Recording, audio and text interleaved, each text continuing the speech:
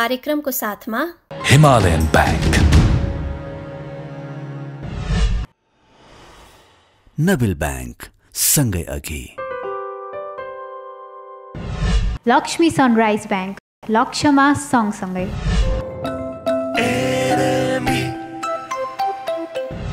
कुमारी bank सबैका लागि सधैँका लागि। चालू आर्थिक वर्षको पहिलो 5 महिनामा सरकारले 4 अर्ब 76 करोड बराबरको रकमान्तर र 7 अर्ब 64 करोड बराबरको थप निकासा गरेको छ। अर्थ मन्त्रालयका अनुसार मङ्सिरसम्ममा विभिन्न 8 आयोजना तथा कार्यक्रमका लागि 7 अर्ब 64 करोड 48 लाख बराबरको स्रोतका लागि सहमति दिइएको हो।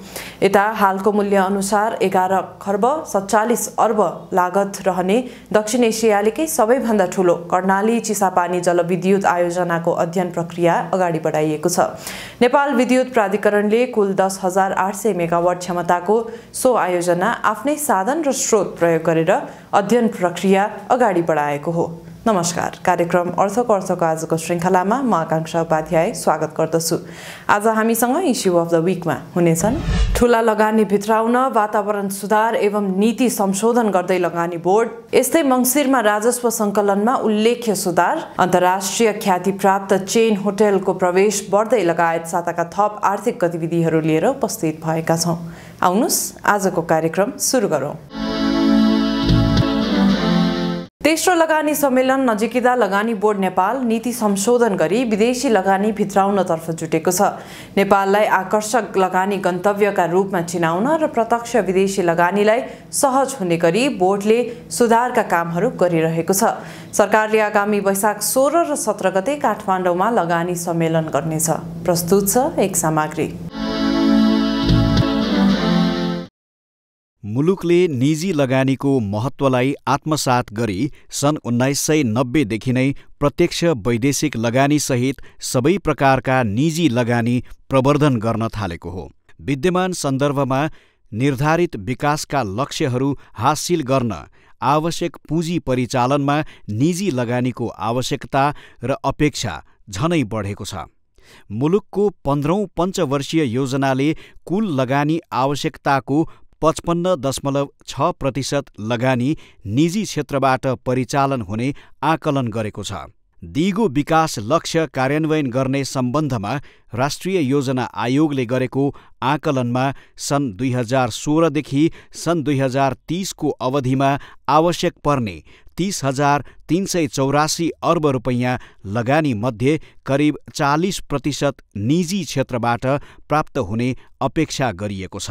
त्यस्तै सन् 2026 पछि मध्यम आय हुने मुलुकको सूचीमा नेपालको दिगो स्तरोन्नति र सन् 2045 सम्ममा देशलाई खुद कार्बन उत्सर्जन शून्य मुलुक बनाउनु पर्ने लक्ष्य हासिल गर्न स्रोत परिचालनका चुनौती बढ्दै जानेछन्।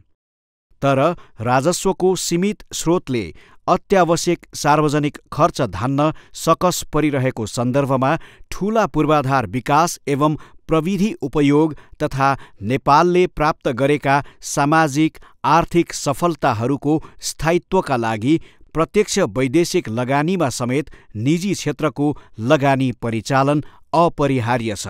निजी लगानी प्रवर्धन गर्न राष्ट्रहरूबीच तीव्र प्रतिस्पर्धा चलिरहेको वर्तमान समयमा लगानी मैत्री वातावरण निर्माण र थप सुधारको आवश्यकता चौतर्फी महसुस गरिएको छ।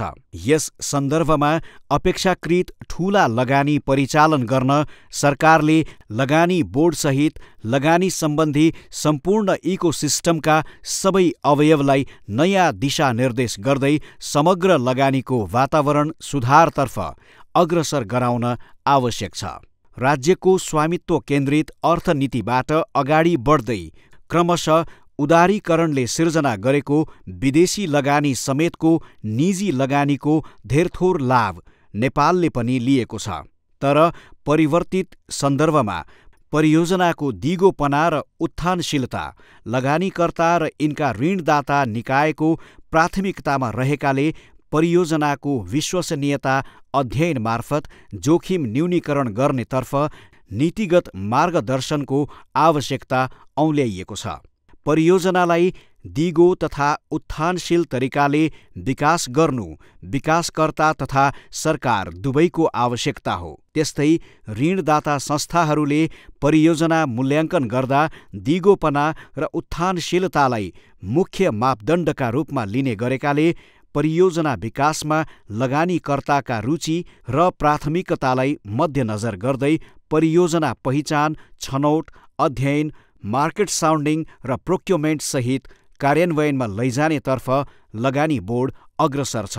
2046 सालपछि जुन चाहिँ नि उदारीकरणको अभ्यास सुरु भयो, त्यसले चाहिँ नि हामीलाई नीतिगत, कानुनी, संस्थागत व्यवस्थाहरू हुँदै आए र त्यसमा परिमार्जन हुँदै आए। पछिल्लो समयमा हामीले लगानी वातावरणलाई सुनिश्चित बनाउनको लागि लगानीकर्ताले आफ्नो लगानीको सुरक्षित हुन्छ कि हुँदैन देशमा र लगानीले रिटर्न प्राप्त गर्छ कि गर्दैन भन्ने कुरामा लगानीकर्ता सुनिश्चित हुन चाहन्छ।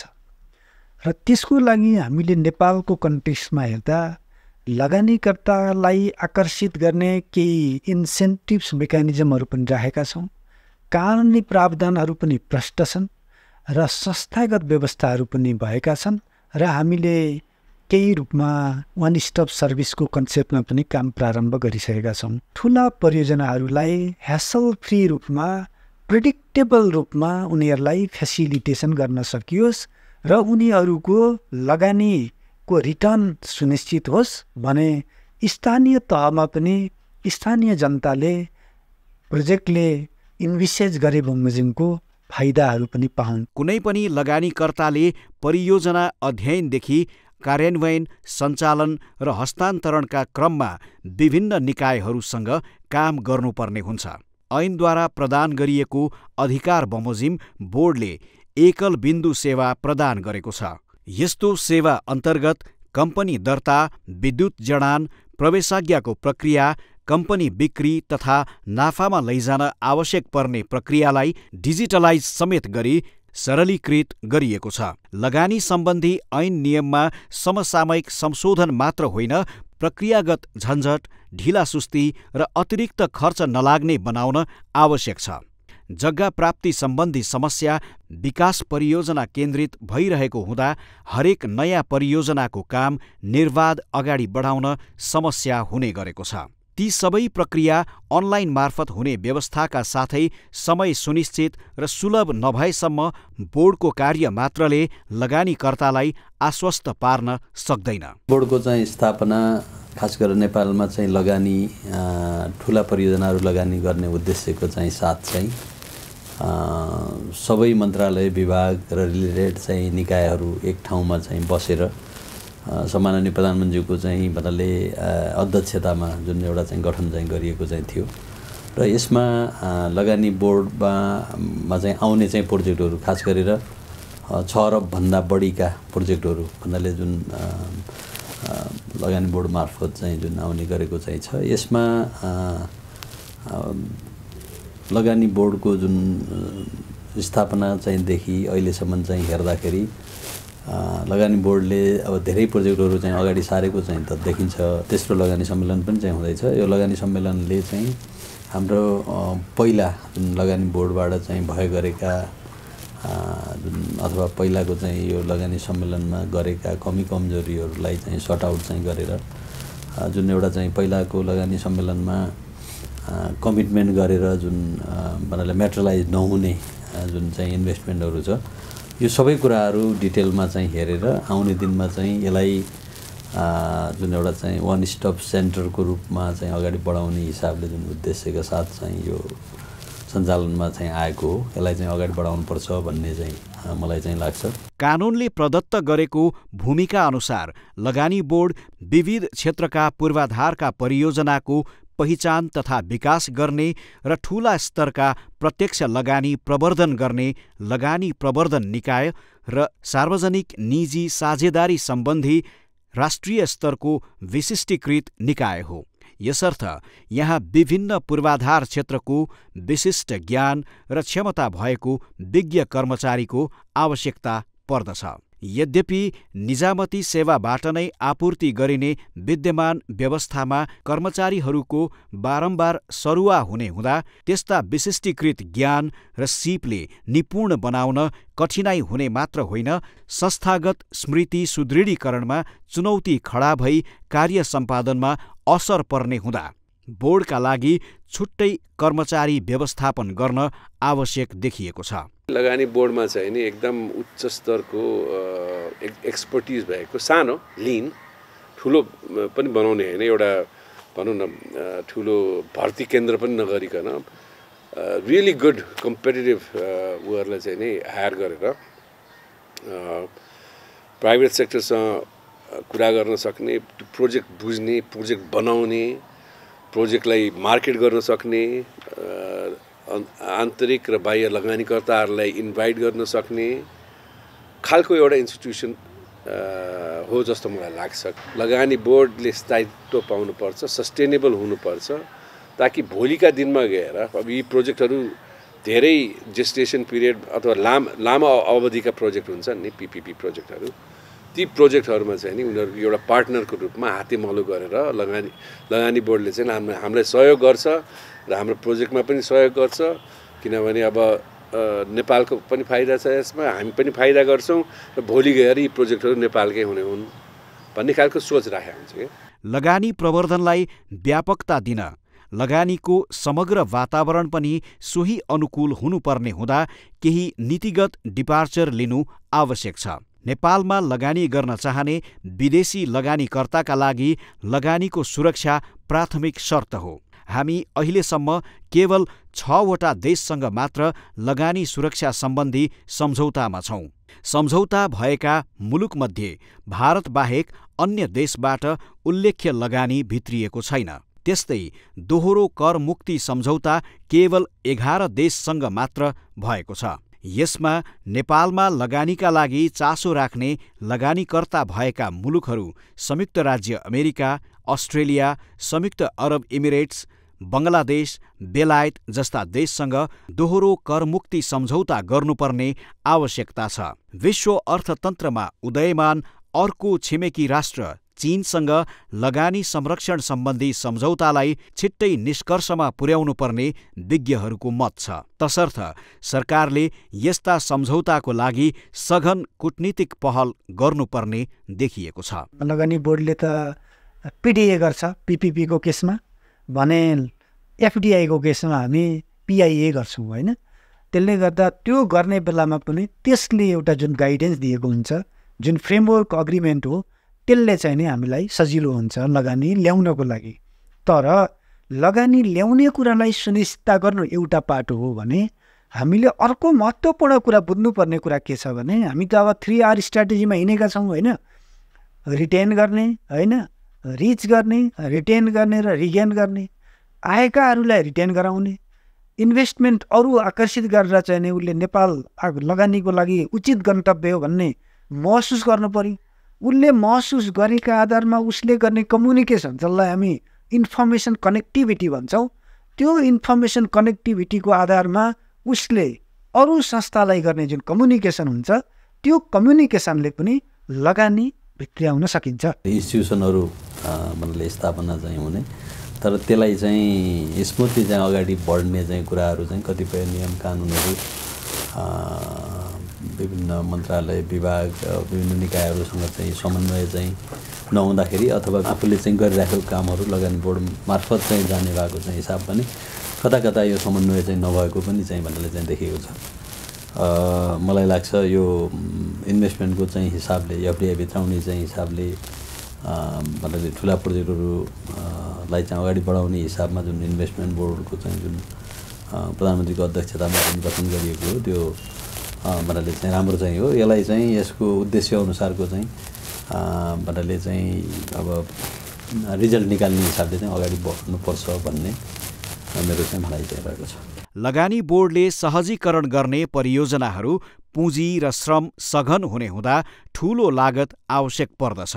नेपालमा विकास भइरहेका परियोजनाहरूले स्वच्छ र नवीकरणीय ऊर्जा उत्पादन गरी कार्बन उत्सर्जन न्यूनीकरणमा सहयोग पुर्याउने भएकाले त्यस्ता परियोजनामा ऋण तथा इक्विटी लगानी गर्ने गरी अन्तर्राष्ट्रिय स्तरमा विभिन्न कोष खडा गरिएका छन्। कतिपय बहुपक्षीय विकास साझेदारहरूले स्वच्छ तथा नवीकरणीय ऊर्जामा न्यून ब्याजदरमा लगानी प्रवाह गरिरहेका छन्।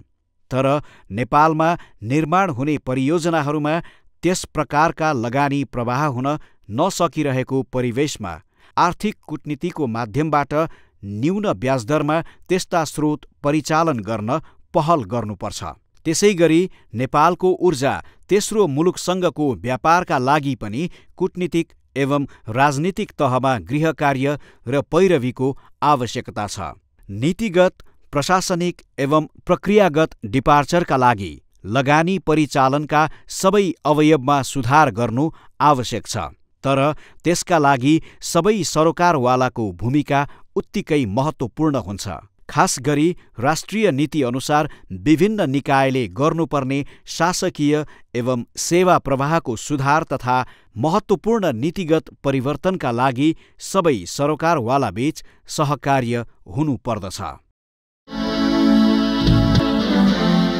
भर्खरै प्रस्तुत गर्यौं लगानी बोर्ड सम्बन्धी सामग्री। अबको पालो ब्रेक। लाग्छ मानिस आवश्यकताहरूको खानी हो। सानो सदा मनपर्ने खेलौनाको, अलि ठुलो भयो राम्रो लुगा र मिठो खानाको, त्यसपछि राम्रो जीवन साथीको। व्यवहार पनि त गर्नै पर्यो। तर आवश्यकता हेऱ्यो कति कति सानो सानो बचतले नै पूरा गरिरहेका हुन्छन् यी सबै आवश्यकताहरू। त्यसैले सानो होस् वा ठुलो, हिमालयन ब्याङ्कमा गरेको बचतले नै पूरा गर्नेछ तपाईँको हरेक आवश्यकता। Himalayan bank. ब्याङ्कहरू त धेरै छन्, तर मेरो रोजाइको पहिलो ब्याङ्क भनेको छ नेपाल ब्याङ्क। हजुर बुवा हाम्रो पुर्खाको ब्याङ्क भन्नुहुन्छ, बुवा मेरो व्यवसायको सारथी भन्नुहुन्छ, भाइ बहिनी हाम्रो लागि सरल र आधुनिक ब्याङ्क भन्छन्। मेरो परिवारको सबैको विश्वासिलो ब्याङ्क भएपछि मेरो त हुने नै भयो। हो, नेपाल ब्याङ्कले आफ्नो देशभरको शाखाहरूमा ATM, point of sale machine, internet banking लगायत मोबाइल ब्याङ्किङको माध्यमबाट घरमै बसेर ब्याङ्किङ कारोबार गर्ने सुविधा प्रदान गरिरहेको छ। नेपालको पहिलो ब्याङ्क भएकाले आखिर सबैभन्दा खारिएको ब्याङ्क यही त हो नि। समयसँगै अघि बढ्दै नेपाल ब्याङ्क लिमिटेड, नेपालको पहिलो ब्याङ्क। नबिल ढुक्क बचत खाता, जसमा छ ढुक्क पार्ने इन्स्योरेन्स बेनिफिटहरू। 10 लाखसम्मको दुर्घटना बिमा, 3,75,000को घातक रोग तथा आवधिक जीवन बिमा र वार्षिक रु 1 लाखसम्मको औषधि उपचार खर्च दावी भुक्तानी। ढुक्कसँग लाइफ टाइम भरि फ्री डेबिट कार्ड। नबिल ढुक्क बचत खाता खोली उहाँहरूसँगै ढुक्क रहनुहोस्, शर्तहरू लागू हुनेछन्। नबिल ब्याङ्क, सँगै अघि।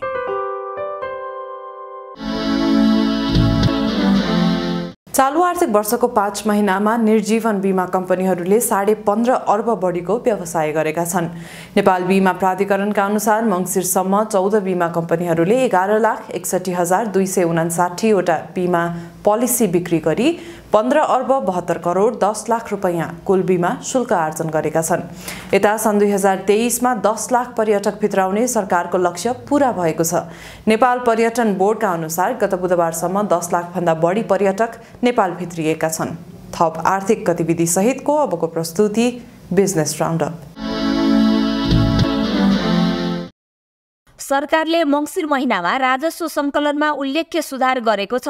मङ्सिरमा 37 अर्ब 11 करोड राजस्व सङ्कलनको लक्ष्य राखेको आन्तरिक राजस्व विभागले 44 अर्ब 2 करोड रुपैयाँ सङ्कलन गरेको हो, जुन लक्ष्यभन्दा 18.62% बढी हो। आर्थिक क्रियाकलापमा आएको सुधार, करका दरहरूमा गरिएको हेरफेर, घर जग्गाको कारोबारमा आएको वृद्धि तथा अवधि तोकेर दिइएको स्किम आदि कारणले मङ्सिरमा राजस्व सङ्कलन बढेको विभागले जनाएको छ।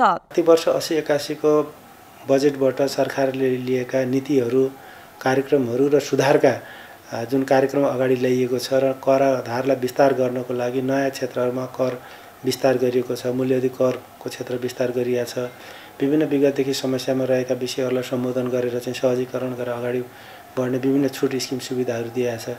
यी सबै विषय र खास गरी आर्थिक क्रियाकलापमा पनि क्रमशः सुधारहरू चाहिँ हुँदै गर्दाखेरि त्यसको चाहिँ असर चाहिँ राजस्व सङ्कलनमा पनि पर्न थालेछ, जसले गर्दाखेरि साउन भदौ असोज कार्तिकमा निकै नै हामी चाहिँ दबावको स्थितिमा थियौँ भने मङ्सिरमा आएर चाहिँ पहिलाको पुललाई पनि अलिक कभर गरेर केही अलिकति कम्फर्टेबल उसमा चाहिँ हामी पुगेका छौँ। आर्थिक वर्ष 2079-80 को पहिलो 5 महिनामा आन्तरिकतर्फ 1 खर्ब 50 अर्ब 76 करोड राजस्व सङ्कलन भएको थियो। गत वर्षको सोही अवधिको तुलनामा यस वर्ष राजस्व सङ्कलन करिब 2% बढेको छ। यसैबीच विभागले लक्ष्य अनुसार राजस्व सङ्कलनका लागि विभिन्न पहल प्रयासहरू गरिरहेको छ। विभिन्न क्षेत्रमा देखिएका सुधारका सङ्केतले पुसमा पनि राजस्व सङ्कलन अझै वृद्धि हुने अपेक्षा गरिएको छ। थप चाहिँ सुधार गर्दै जाँदाखेरि मलाई लाग्छ असाढसम्म पुग्दाखेरि हामी चाहिँ यसलाई एउटा नर्मल उसमा चाहिँ हामी पुग्न सक्छौँ भन्ने लाग्छ। उस महिना चाहिँ खास गरी आन्तरिक राजस्व विभागको सबैभन्दा बढी लक्ष्य भएको चाहिँ महिना हो। करिब लक्ष्यको हिसाबले भन्नुहुन्छ भने 1 खरब 10 अरब चाहिँ पुस महिनामा मात्रै लक्ष्य छ पुसको।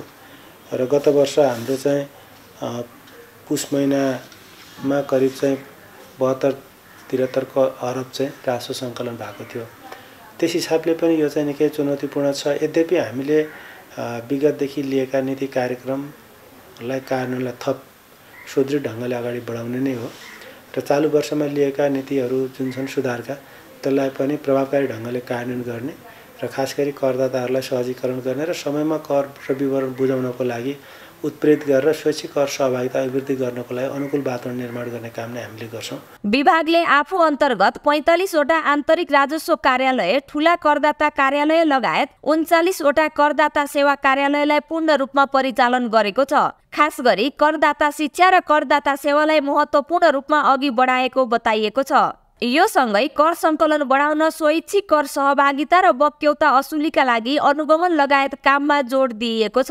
कर नतिर्नेमाथि हामीले चाहिँ दबावमूलक चाहिँ इन्फोर्समेन्ट कार्यक्रम पनि लगेका छौँ र यो वर्ष हामीले करिब यस्ता झुट्टा नक्कली बीजक प्रयोग गरेर राजस्व छलेको हामीले चाहिँ 6 महिना जतिको अनुसन्धानैबाट चाहिँ रिसर्च गरेर पहिचान गरेर 10 अरबको चाहिँ कर छलीको चाहिँ विभिन्न करिब 1986 करदाताहरू पहिचान गरेर तिनीहरूको चाहिँ कर निर्धारण उपरको काम पनि अगाडि बढिसकेको छ। गत आर्थिक वर्षमा विभागले 6 खर्ब 26 अर्ब रुपैयाँ राजस्व सङ्कलन गर्ने लक्ष्य लिएकोमा 4 खर्ब 79 अर्ब रुपैयाँ मात्रै उठाउन सकेको थियो। चालु आर्थिक वर्षका लागि सरकारले 6 खर्ब 77 अर्ब 73 करोड बराबर आन्तरिक राजस्व उठाउने लक्ष्य राखेको छ। मङ्सिरसम्ममा विभागले 1 खर्ब 71 अर्ब रुपैयाँ राजस्व सङ्कलन गरेको छ। ग्लोबल आइएमई बैंक लिमिटेडले यसै साता आफ्नो 17औं वार्षिकोत्सव मनाउँदैछ। यसै अवसरमा बैंकले शनिबारदेखि देशव्यापी रूपमा विभिन्न कार्यक्रम आयोजना गर्दै आइरहेको छ। आम जनमानसमा वित्तीय साक्षरता तथा बैंकिङ सचेतना अभिवृद्धिको लागि आफ्नो संस्थागत सामाजिक उत्तरदायित्व अन्तर्गत बैंकले 7वटा प्रदेशमा प्रभात फेरी कार्यक्रमको आयोजना गरेको छ। यसै अवसरमा ग्लोबल आइएमई बैंकका अध्यक्ष चन्द्रप्रसाद ढकालले डिजिटल बैंकिङ विस्तार गर्दै विश्वस्तरीय बैंकिङ सेवा दिने गरी काम गरिरहेको बताउनुभयो। एउटा चाहिँ वर्ल्ड क्लासको ब्याङ्कको रूपमा चाहिँ भन्नाले सर्भिस दिने चाहिँ हिसाबमा भन्नाले यसका चाहिँ सर्भिसहरू यसका हरेक एक्टिभिटीहरू त्यो हिसाबले चाहिँ इम्प्रुभ गर्ने हिसाबले हामीले चाहिँ काम गरिरहेको छौँ। त्यसै गरेर जस्तो यहाँलाई भन्नुपर्दा हामी डिजिटल ब्याङ्किङतिर पनि त्यत्तिकै चाहिँ प्रायोरिटी चाहिँ दिएको चाहिँ छौँ। र अर्को ग्लोबल आइएमई ब्याङ्कले जस्तो हाम्रो 3टा चाहिँ रिप्रेजेन्टेटिभ अफिसहरू हामीले सञ्चालन चाहिँ गरेको छौँ, जस्तो युके, दिल्ली र चाहिँ भन्नाले चाहिँ अस्ट्रेलियामा। अब हामीले चाहिँ जस्तो ब्रान्च अफिसको रूपमा चाहिँ कोरियामा शाखा सञ्चालन गर्ने भनेर हामीले चाहिँ भन्नाले चाहिँ अलरेडी नेपाल राष्ट्र ब्याङ्कको सहमति लिएर हामी चाहिँ भन्नाले चाहिँ अगाडि बढेको चाहिँ छौँ। यही पौष 17 गतेदेखि ग्लोबल आइएमई बैंक आफ्नो स्थापनाको 17 वर्ष पुरा भई 18औं वर्षमा प्रवेश गर्दैछ। ग्लोबल आइएमई बैंक मुलुकका 77 वटै जिल्लामा शाखा सञ्जाल रहेको निजी क्षेत्रको पहिलो तथा वित्तीय परिसूचकहरू अनुसार मुलुककै सबैभन्दा ठुलो वाणिज्य बैंक हो। हामी इन्टरनेसनल लेभलमा पनि हामी जाने हिसाबले चाहिँ काम गरेको चाहिँ छौँ। र अर्को एउटा चाहिँ म यहाँलाई चाहिँ भन्नुपर्दा ग्लोबल आइएमई बैंक चाहिँ वर्ल्डको चाहिँ बेस्ट 1000 ब्याङ्क मध्येको एउटा ब्याङ्कको रूपमा चाहिँ पुर्याउने चाहिँ हिसाबले एउटा चाहिँ भनौँ न संसारका बेस्ट ठुला ब्याङ्कहरू मध्ये ग्लोबल आइएमई ब्याङ्कलाई चाहिँ पनि त्यो मध्येको एउटा ब्याङ्कको रूपमा उभाउनलाई हामीले चाहिँ भन्नाले चाहिँ काम गर्नेछौँ। बैंकले 355 शाखा, 379 एटिएम, 274 शाखा रहित बैंकिङ सेवा, 65 एक्सटेन्सन काउन्टर, राजस्व सङ्कलन काउन्टर तथा 3 अन्तर्राष्ट्रिय सम्पर्क वैदेशिक प्रतिनिधि कार्यालय सहित 1100 भन्दा बढी सेवा केन्द्रबाट बैंकिङ सेवा प्रदान गर्दै आएको छ। नेपाल एसबिआई बैंकको 30औं वार्षिक साधारण सभा सम्पन्न भएको छ। शुक्रबार सम्पन्न साधारण सभाले 3.75% बोनस सेयर र 6.80% नगद लाभांश गरी कुल 10.55% लाभांश वितरण गर्ने प्रस्ताव पारित गरेको छ। यस्तै सभाले 2079-80 को सञ्चालक समितिको प्रतिवेदन, लेखा परीक्षकको प्रतिवेदन, वार्षिक आर्थिक विवरण पनि पारित गरेको छ। सभाले बैंकको सहायक company Nepali SBI merchant banking लिमिटेडको आर्थिक वर्ष 2079-80 को एकीकृत वित्तीय विवरण स्वीकृत गरेको छ। यस्तै उक्त सभाले बैंकका तर्फबाट अन्य उपयुक्त बैंक तथा वित्तीय संस्थाहरू गाभ्ने र गाभिने वा प्राप्ति गर्न आवश्यक सहमति र सम्झौता गर्न गराउन अख्तियारी सञ्चालक समितिलाई प्रत्यायोजन गर्ने प्रस्ताव समेत पारित गरेको छ। नेपालमा बढ्यो चेन होटलको संख्या सम्बन्धी सामग्री बाँकी नै छ। हामी सँगै रहनुहोला।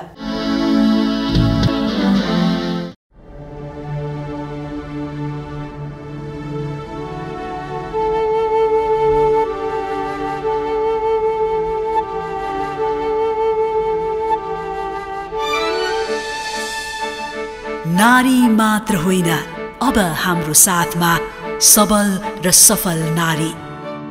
हामी देख्छौं अपार सम्भावना। एनएमबी बैंक, समृद्ध नेपालको लागि।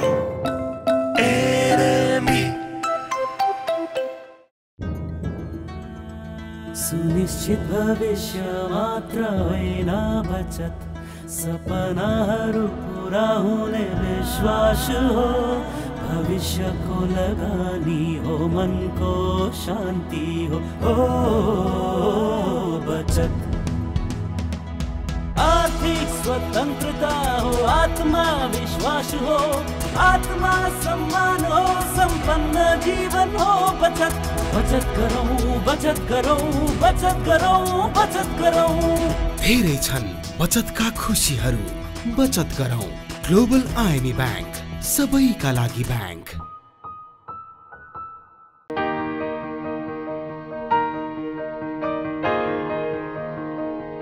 छोरा, मैले पाएँ तिम्रो पसिनाको कमाई मेरो मुठीमा छ। तिम्रो पसिनाको कमाई मेरो मुठीमा छ। सन्तानको विश्वास आमा, आमाको विश्वास गरिमा, गरिमा विकास बैंक, एक्सेस टु ऑल। अंग्रेजी वर्ष सन् 2023 मा 10 लाख पर्यटक भित्र्याउने सरकारको लक्ष्य पूरा भएको छ। कोरोना महामारीले थलिएको पर्यटन व्यवसाय पुनरुत्थानका लागि सरकारले यो वर्ष 10 लाख पर्यटक भित्र्याउने लक्ष्य राखेको थियो। होटल संघ नेपालले पनि यस वर्षलाई पर्यटन सुधारको वर्षका रूपमा लिएको छ। होटल तथा रेस्टुरेन्टमा लगानी बढ्नु तथा अन्तर्राष्ट्रिय चेन होटल भित्रिने क्रम बढेकाले पनि पर्यटन क्षेत्रमा थप उत्साह थपेको होटल संघ नेपालका अध्यक्ष विनायक शाहले बताउनुभयो।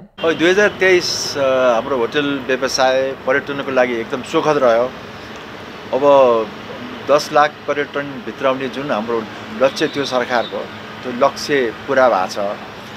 त्यो चाहिँ नि बाई एयर आउने पर्यटकहरूको मात्रै सङ्ख्या हो। अब त्यसमा चाहिँ नि अब आन्तरिक पर्यटनको पनि सङ्ख्या जोडिया छैन। त्यस्तै अब बाई रोड आउने धेरै भारतीयहरू बाई रोड आउनुहुन्छ र चिनिया केही मात्रामा चिनिया पनि बाई रोड आउनुहुन्छ। त्यो सङ्ख्या जोडिएको छैन। त्यो सबै सङ्ख्या जोड्ने हो भने कमसेकम त्यसको डबल, जुन 10 लाख भनिएको छ त्यसको डबल हुनुपर्ने हाम्रो अनुमान हो। पर्यटक आगमनको गति बढे पनि पर्यटन क्षेत्रलाई थप चलायमान बनाउन पर्यटकीय पूर्वाधारको विकास र सञ्चालनमा जोड दिन आवश्यक देखिन्छ। तथ्याङ्कमा पर्यटकको संख्या बढे पनि अहिले देशभर रहेका होटलको क्षमताको 1/4 मात्र होटल भरिभराउ छन्। नेपालको कमजोर सडक संरचना पर्यटन व्यवसायमा बाधक बन्न सक्ने व्यवसायीहरूको भनाइ छ। पछिल्लो पर्यटक आगमन र होटल बुकिङ हेर्दा निकै सकारात्मक देखिए पनि यसलाई अझ सुदृढ बनाउन एयर कनेक्टिभिटी बढाउँदै सडक यातायात स्तरोन्नति गर्नुपर्ने आवश्यकता औल्याइएको छ। हाम्रो पूर्वाधारको समस्या हो। अब हामीसँग काठमाडौँ एयरपोर्ट एउटाले मात्रै 2023 मा 10 लाख पर्यटक भित्र आएको छ। अब अहिले काठमाडौँ एयरपोर्टको प्राधिकरणले के भनिरहेछ भन्दाखेरि यो चाहिँ नि हाम्रो पूर्ण सञ्चालनमा आयो भनेर कुराहरू आइरहेछ। अब हामीसँग सँगसँगै हामीले अब पोखरा र भैरवाको अन्तर्राष्ट्रिय क्षेत्रीय एयरपोर्टहरू पनि बनाइसकेका छौँ। अब त्यो चाहिँ त अन्तर्राष्ट्रिय फ्लाइटहरू चलिरहेको छैन, खालि डोमेस्टिक मात्रै चलिरहेछ। अब हाम्रो त्यसमा चाहिँ अलिकति कमजोरी अलिक चुकेकै हो होइन। सँगसँगै अब हाम्रो बाई रोडबाट भारतबाट आउने, बाई रोडबाट चाइनाबाट आउने र आन्तरिक पर्यटनको सङ्ख्या प्रशस्तै छ होइन। त्यसले सबैलाई समेट्यो भन्दाखेरि अब होटलहरू त्यसलाई लक्ष्य गरेर होटलहरू खोलेको हो। पछिल्लो समय अन्तर्राष्ट्रिय ख्याति प्राप्त चेन होटलहरूको नेपाल प्रवेशको लहर चलेको छ। खास गरी मुलुकको होटल क्षेत्रमा लगानी बढेसँगै नयाँ बन्ने अधिकांश तारे होटलमा अन्तर्राष्ट्रिय प्रख्यात होटल ब्रान्ड भित्र्याउन प्रतिस्पर्धा बढ्न थालेको हो। पर्यटन विभागले सार्वजनिक गरेको नयाँ वर्गीकरण अनुसार हालसम्म नेपालमा 5 तारे डिलक्स होटलको स्तरमा 1 र 5 तारे स्तरको होटल संख्या 17 पुगेको छ। यी थिए आजका प्रस्तुतिहरू। थप आर्थिक गतिविधिका लागि हाम्रो अफिसियल वेबसाइट www.arthakatha.com तथा हाम्रो अफिसियल युट्युब च्यानल भिजिट गर्न सक्नुहुनेछ। जाँदा जाँदै इस्वी सम्पत 2024 को हार्दिक मङ्गलमय शुभकामना दिँदै मलगायत सम्पूर्ण युनिटलाई बिदा दिनुहोस्। नमस्कार। यस कार्यक्रमको साथमा हिमालयन बैंक, नबिल बैंक सँगै अघि।